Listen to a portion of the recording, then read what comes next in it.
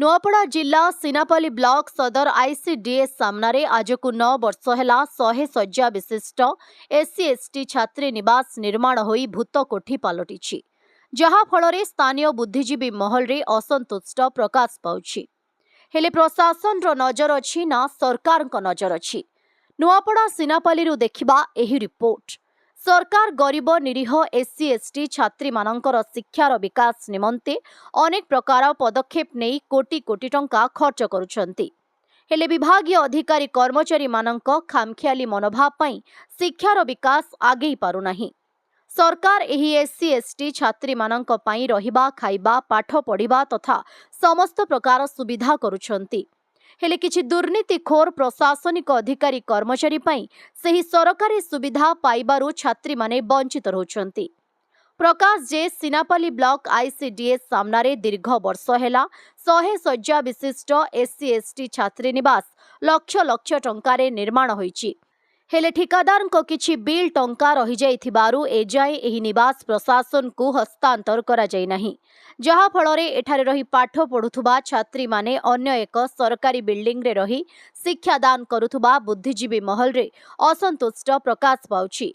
प्राप्त खबर अनुसार एठारे 6ठ रु 10म श्रेणी पर्यंत छात्री रही पाठ पढ़ुछंती।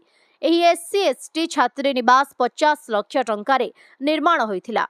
हेले सेही टंका भितरु केवल मात्र 7 लाख टंका ठिकादार को आज पर्यंत मिली नाही। जहा फलरे आज भी एही लक्ष लक्ष टंकारे निर्माण छात्री निवास भूत कोठी पालटि जाइछि। एभली बिल्डिंग समस्या रहिथिबारु छात्री माने असुविधार सम्मुखीन हेउथुबा बुद्धिजीवी महल रे असंतुष्ट प्रकाश पाउछि।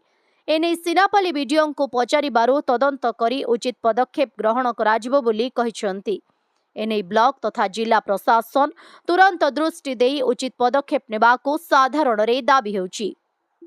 बबीता माझी मु 9म श्रेणी रे पढुछि।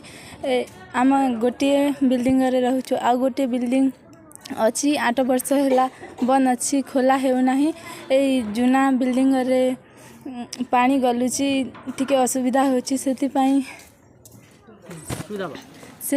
बिल्डिंग को खोली रे आमको सुविधा हेबो। ए हॉस्टल रे 100 जन छात्री अछंती। सवारी माझी मु सीनापल्ली गर्ल्स हाई स्कूल 10म श्रेणी रे पढ़ु अछि। आमे गोटे बिल्डिंग रे अछु हमके असुविधा होछि आ गोटे बिल्डिंग देले भल हेबा। माने बिल्डिंग रे बनी छिटा जी केते लाइन बाबा ताला पड़ी जे 100 जन पानी असुविधा होछि गोटे ती अछु जे आ गोटे हेले भल हेबा। और बिल्डिंग टे दरकार आ गोटे बिल्डिंग दरकार। नुआपड़ा जिल्लारू जगन्नाथ सागर रिपोर्ट ओडिशा हाइलाइट समाचार।